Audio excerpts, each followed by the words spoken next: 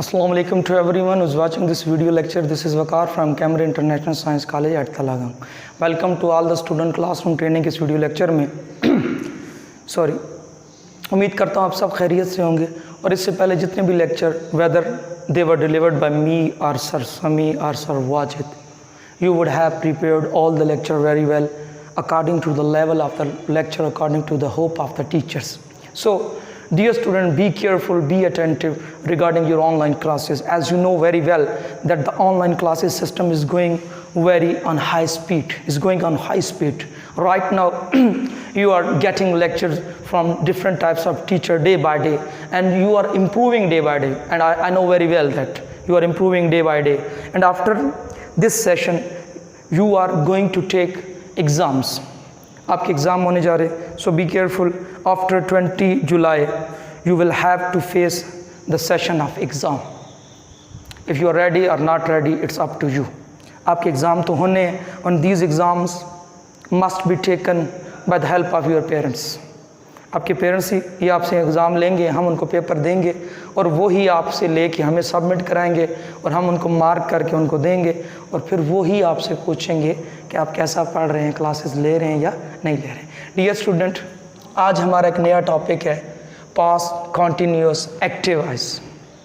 पहले हमने present continuous active voice पढ़ा, आज हमने उसके बाद हमने उसका पैसिव पढ़ा और अब हम जा रहे हैं पास्ट कॉन्टीन्यूअस का एक्टिव वॉइस।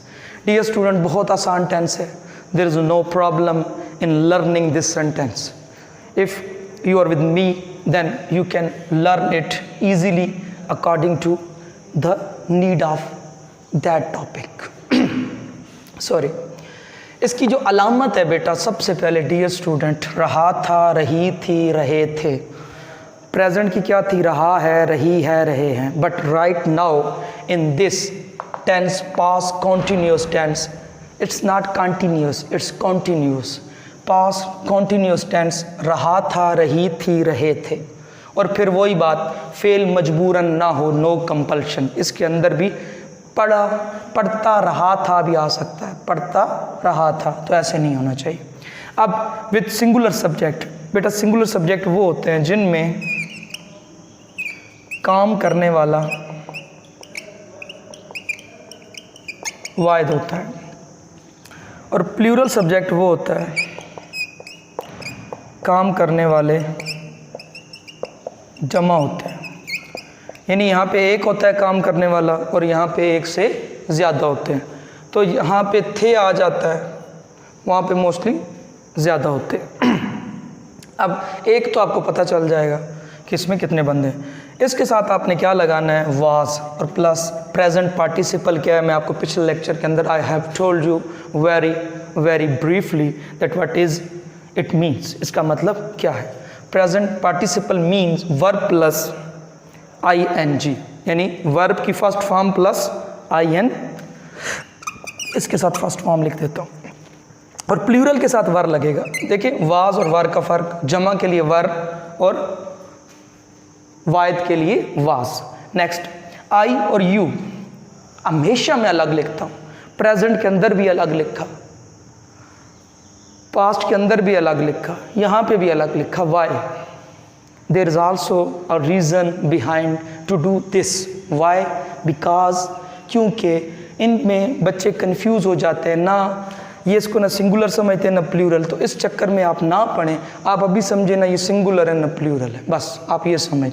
इनको हर टेंस के अंदर, हर कैटेगरी के अंदर मैं अलग से एक्सप्लेन करूँगा, अलग से बताऊँगा, ठीक है। तो आज चार चीज़ें बनती हैं, सिंगुलर, प्लूरल, आई और यू। आई के साथ वाज लगता है, कुछ लोग आई के साथ वर लगा देते हैं, तो be careful.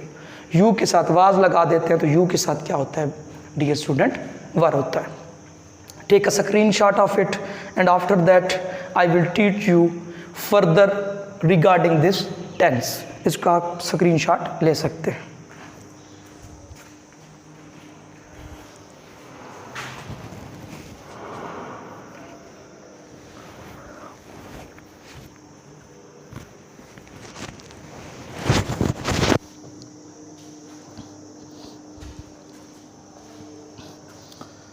I have strong belief that you would have taken the screen shot of this white board, जो यहाँ पे लिखा हुआ है उसको आपने सेव कर लिया। Right now I am using this cloth to erase it. ये मैं क्यों यूज़ करने जा रहा हूँ, क्योंकि जब कपड़ा यहाँ पे लगाया जाता है तो पीछे कुछ लिखा हुआ नज़र नहीं आता। अगर हम डस्टर का इस्तेमाल करते हैं तो डस्टर के इस्तेमाल से पीछे दाग रह जाते हैं। So that's why I prefer to use cloth rather than duster. Duster की बजाय मैं ये इस्तेमाल करना, क्योंकि हमारा मकसद आपको चीज़ों को समझाना है। अगर हम डिमॉन्स्ट्रेशन के चक्कर में पड़ते हैं, यानी दिखावे के चक्कर में, नुमाइश के चक्कर में, तो हो सकता है आपके लिए प्रॉब्लम बन जाए। तो आप हमारे लिए अहम है, हमारे लिए डिमॉन्स्ट्रेशन अहम नहीं है। ठीक है जी। Dear student, now I am going to make sentences regarding affirmative sentences. As you know that affirmative को हम पॉजिटिव भी कहते हैं। मिसाल के तौर पे, मैं खाना खा रहा था। काम कौन सा हो रहा है? खाना। कौन खा रहा है? मैं। किस चीज़ को? खाने को। तो क्या आ गया जी? आई के साथ मैंने क्या पढ़ा था? वाज। ईट आ गया और फर्स्ट फॉर्म के साथ क्या लगा दिया? ईटिंग। I was eating. और किस चीज़ को खा रहा था? खाने को। Subject, verb and object. Sequence is clear. SVO is always present in active voice. वो गाड़ी चला रहा था।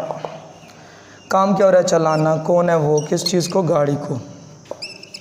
ही एक बंदा है यहाँ पे, एक बंदे की बात हो रही है तो ही वाज हो जाएगा। ड्राइव का मतलब गाड़ी चलाना। ई ख़त्म हो जाएगा और साथ क्या लग जाएगा? ING। जहाँ पे भी ई आए वो ख़त्म होके ING बन जाता है। He was driving a car.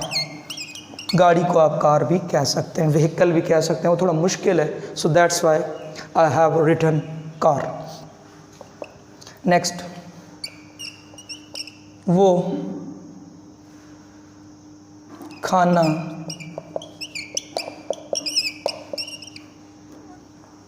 रही थी। डियर स्टूडेंट, कभी कभी मैं रुक जाता हूँ, एग्जाम्पल देता हूँ। वाई? क्योंकि मेरे माइंड में बहुत कुछ चल रहा होता है, वो मुश्किल होता है, फिर उसको हमें कन्वर्ट करना पड़ता है आसान करने के लिए। अब मैं यहाँ पे ऐसा कुछ सेंटेंस लिख देता हूँ जो आपको फिर समझना है, उसकी स्पेल मुश्किल हो, वो उसकी प्रोनाउंसिएशन मुश्किल हो, इसलिए हम सिंपल से जुमले लेते हैं। वो खाना खा रहा हूँ। मैंने भी जब स्टार्ट किया था, जब इन चीज़ों को पढ़ना, तो मुझे भी सिंपल से सेंटेंसेस सिखाए गए, उसी से मैंने फिर कॉम्प्लिकेटेड सेंटेंसेस को बनाना सीखा। तो सिंपल सेंटेंसेस बेहतर होते हैं। वो खाना पका रही थी।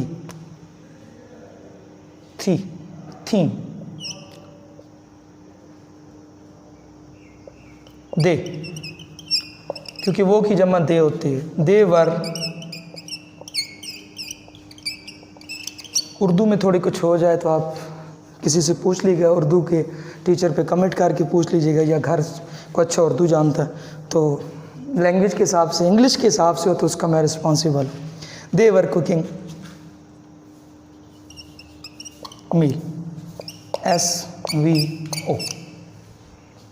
तो ये आपका एक टॉपिक हो गया क्लियर। इसका भी एक स्क्रीनशॉट लें, फिर हम नेगेटिव की तरफ बढ़ते हैं।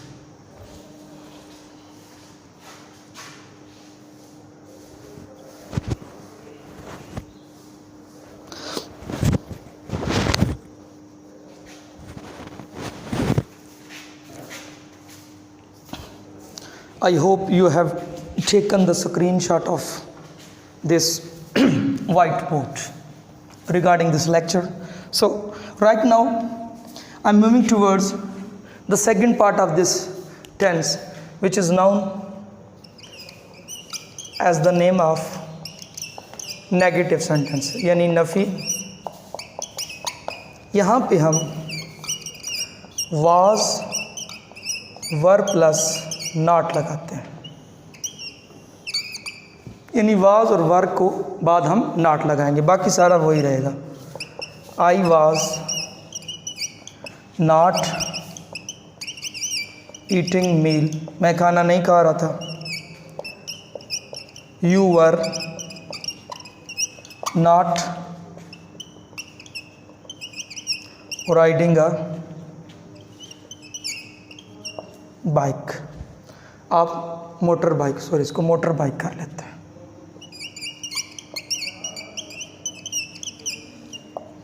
ठीक हो गया जी। दे वर नॉट कुकिंग मीट, वो खाना नहीं पका रहे। देखें डियर स्टूडेंट, यहाँ पे भी was plus not, were plus not और वर प्लस नॉट, कोई नया काम नहीं हुआ है। जस्ट हमने क्या किया है, एक और एग्जांपल लेते हैं। He was not taking a lecture, वो लेक्चर नहीं ले रहा था। तो यहाँ पे भी वाज प्लस क्या है, नॉट है। अब चारों सेंटेंसेस के अंदर एक बात क्लियर है कि कोई चेंज नहीं आया।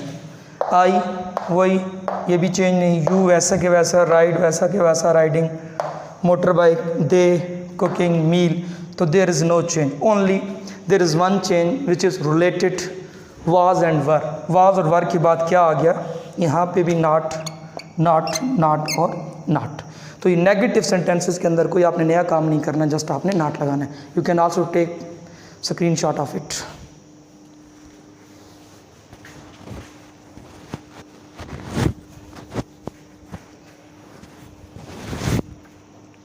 जी right now I am going to talk about the last part of this this tense, which is known as the name of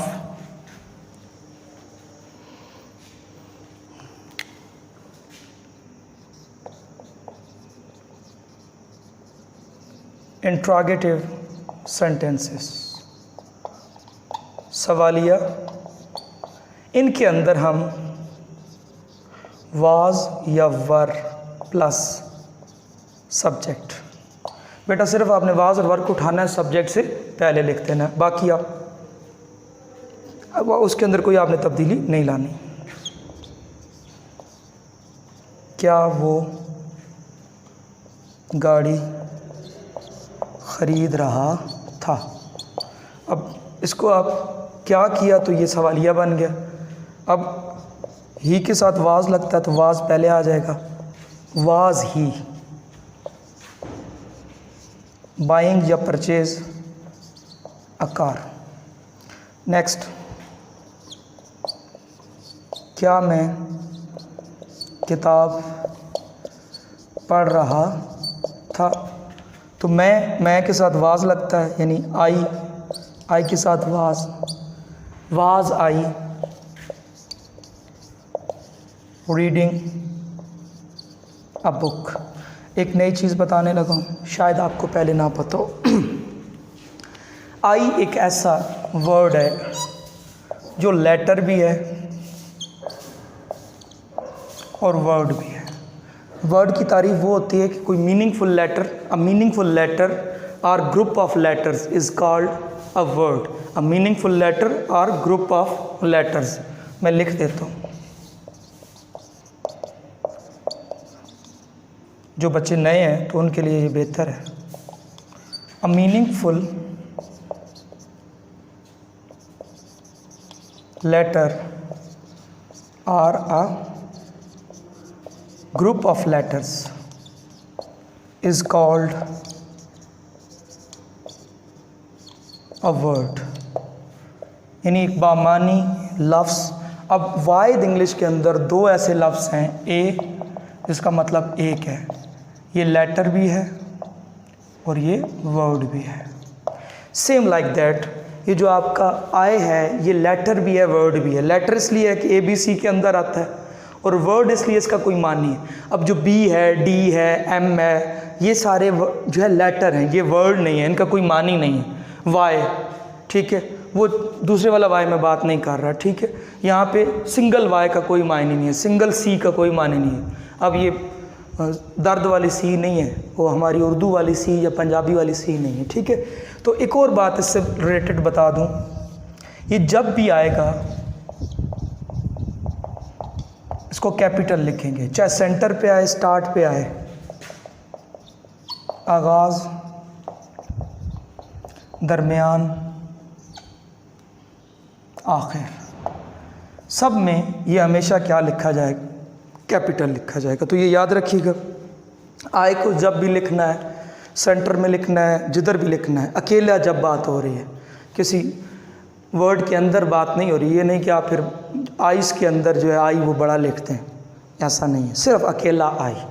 जब भी आपने लिखना है वहाँ पे आपने देखिए, जब भी लिखा होता है I am sorry, I back to say, centre के अंदर ही आई क्या लिखा होता है, बड़ा लिखा होता है। Dear student, I hope you would have understood all the lecture which was delivered by me. Dear student, अपना ख्याल रखना है, अपने घर वालों का ख्याल रखना है। लॉकडाउन है, स्ट्रेस बहुत ज़्यादा है, आपने अपना पढ़ाई करनी है, मोबाइल का रेलेवेंट यूज़ नहीं करना और अपने लेक्चर को अच्छी तरह से प्रिपेयर करना है। अपना ख्याल रखिएगा, अपने घर वालों का ख्याल रखिएगा। शुक्रिया।